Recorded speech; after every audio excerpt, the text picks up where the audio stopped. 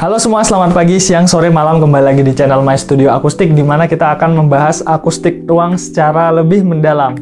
Sekarang di video kali ini, sesuai dengan judul video yang ada di video kali ini, kita akan ngasih tahu ke kalian semua kira-kira tips membuat studio musik. Jadi di video kali ini kita akan ngasih tahu cara membuat studio musik yang keren, nyaman, dan juga pastinya efektif secara akustik. Jadi seperti biasa nanti akan ada 3 poin yang kita akan bahas secara satu persatu lebih mendalam. Dan sekarang langsung aja kita akan bahas secara lebih detail.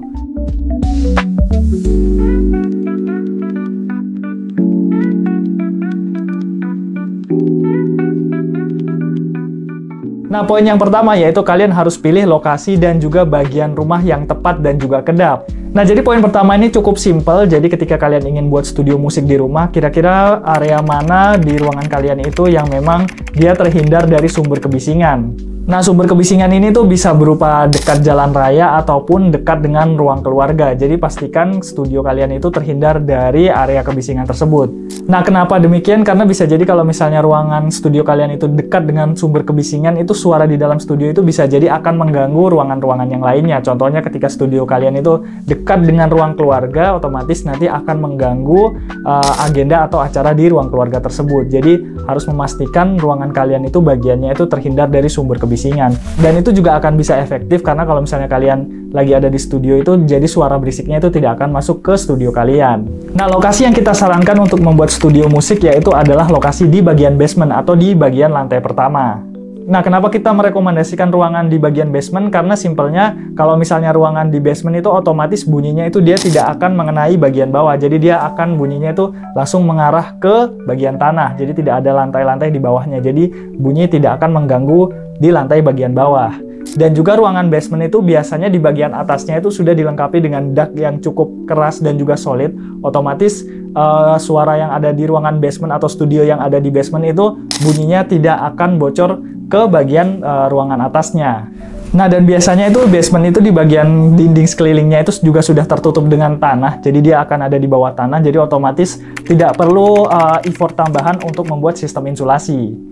Nah, kalau misalnya di hunian kalian itu tidak ada ruangan basement, ya setidaknya kalian itu pilih lokasi di mana ruangan itu tuh menggunakan dinding yang cukup tebal dan juga bagian atasnya itu adalah menggunakan dak beton seperti itu. Dan yang pastikan di ruangan yang kalian pilih itu minim akan celah, entah itu jendela ataupun ventilasi. Karena kalau misalnya ada jendela atau ventilasi, itu dia akan menyebabkan bunyinya bocor. Jadi bunyi di dalam ruangan itu akan tembus keluar ruangan. Dan juga kalau misalnya sudah ada jendela ataupun ventilasinya itu akan sulit ditutup, kecuali kalau misalnya kalian ingin buat ulang ruangan tersebut, kalian ingin membuat tembok dan menutup di bagian jendelanya, itu tidak apa-apa, terserah kalian, tapi setidaknya pilih ruangan yang setidaknya sudah minim akan celah, entah itu jendela ataupun ventilasi. Nah, itu tadi bagian pertama. Sekarang kita akan menuju poin yang kedua, yaitu adalah ketahui layout ruangan dan juga peletakan panel akustik yang tepat. Nah, jadi ketika kalian sudah menemukan ruangan yang cocok untuk studio musik di rumah kalian, kemudian kalian itu tinggal menentukan layout yang cocok untuk studio kalian. Nah, tips untuk membuat layout ruangan itu sebenarnya cukup sederhana. Yang pertama yaitu kalian tinggal ukur saja ruangan kalian, kira-kira panjang, lebar, dan juga tingginya itu seberapa, dan apakah itu sudah sesuai untuk instrumen alat musik yang ingin kalian pakai ataupun belum. Dan yang paling penting ketika membuat layout ruangan itu kalian harus memastikan jalur listriknya itu sudah sesuai ataupun belum, dan yang pastinya itu di bagian lampunya juga itu kira-kira sudah sesuai ataupun belum. Nah, ketika kalian ingin membuat layout ruangan juga kalian harus pastikan kira-kira instrumen alat musik apa aja yang ingin kalian masukkan ke dalam ruangan tersebut. Contohnya ketika kalian ingin memasukkan alat musik drum dan juga alat musik piano di dalam satu ruangan, itu kalian harus menentukan kira-kira posisinya seperti apa. Nah, kenapa posisi alat musik ini tuh harus ditentukan sejak awal? Karena ini akan berpengaruh ketika kalian ingin memasangkan panel akustik di ruangan kalian. Nah, jadi ketika antara peletakan alat musik dan juga panel akustik itu sudah sesuai, itu akan bisa membantu kualitas akustik di dalam ruangan. Dan yang pastinya, pastikan panel akustik yang kalian pasang itu berada di posisi strategis atau posisi yang tepat supaya tidak mengganggu alat musik ataupun jalur keluar masuknya. Nah, tips singkat untuk kalian yang ingin menggunakan panel akustik di dalam ruangan, yaitu kalian bisa mulai dengan memasangkan absorber panel terlebih dahulu. Nah, di sini absorber yang kita maksud itu adalah fabric absorber ya, atau velocity absorber ya, yang dimana panelnya itu adalah panel absorber yang bisa menyerap efektif itu di frekuensi mid dan juga high frekuensi. Nah, kenapa panel absorber itu harus dipasangkan terlebih dahulu atau harus dipertimbangkan terlebih dahulu? Karena simpelnya adalah panel absorber itu kan dia berguna untuk menyerap gaung ya, atau menyerap bunyi. Nah, jadi ketika panel absorbernya terpasang, kalian sudah bisa menganalisa kira-kira panel absorber ini itu sudah cukup untuk mengurangi gaung yang berlebihan atau belum di dalam ruangan kalian. Jadi setidaknya itu kalian pasang panel absorber di dalam ruangan itu sesuai dengan kebutuhan terlebih dahulu. Nah, setelah kalian merasa kalau misalnya absorbernya itu sudah cukup untuk mengurangi gaung, kalian itu langsung bisa pertimbangkan apakah kalian itu membutuhkan diffuser panel ataupun tidak. Nah, jadi setelah bunyinya itu diserap oleh panel absorber, kemudian nanti diffuser itu akan bekerja untuk menyebarkan bunyi. Jadi akan membuat bunyi di dalam ruangan itu jauh lebih natural, tapi minim akan adanya gema ataupun gaung. Nah, di sini yang harus kalian garis bawahi adalah bahwa panel akustik itu tidak hanya ditempelkan di bagian dinding saja, tapi yang harus kalian pertimbangkan itu di bagian plafon juga.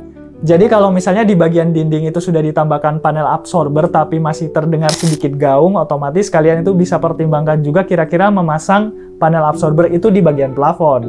Nah, tapi kalau misalnya kalian bingung kira-kira panel apa yang cocok di ruangan kalian dan kalian masih bingung fungsi dari panel akustik karena memang panel akustik itu sangat banyak, kalian bisa nonton video kita sebelumnya. Karena di video kita sebelumnya itu kita udah jelasin kira-kira fungsi dari panel akustik itu sebenarnya kayak gimana. Dan juga di video sebelumnya itu kita sempat bahas mengenai jenis-jenis panel absorber. Jadi kalau misalnya kalian bingung ingin memilih panel akustik seperti apa yang cocok untuk di ruangan kalian, kalian bisa nonton video kita sebelumnya. Nah, sekarang kita akan masuk poin selanjutnya, yaitu adalah kalian bisa pertimbangkan untuk menggunakan sistem insulasi suara ruangan.